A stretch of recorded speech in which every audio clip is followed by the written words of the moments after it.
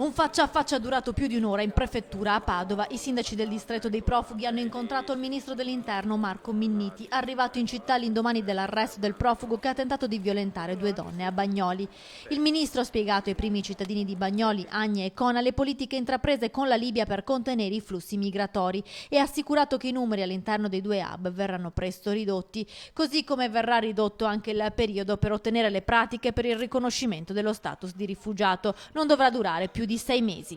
Lui non vuole i centri di Bagnoli, non vuole i centri di Conetta, lui li vuole chiudere e questo è un obiettivo che si è prefissato.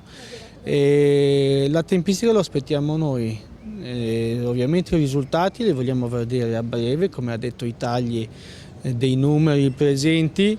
In poche settimane lo aspettiamo nei tempi, daremo appunto alcune settimane, ma comunque a noi non ci resta altro che continuare con la protesta.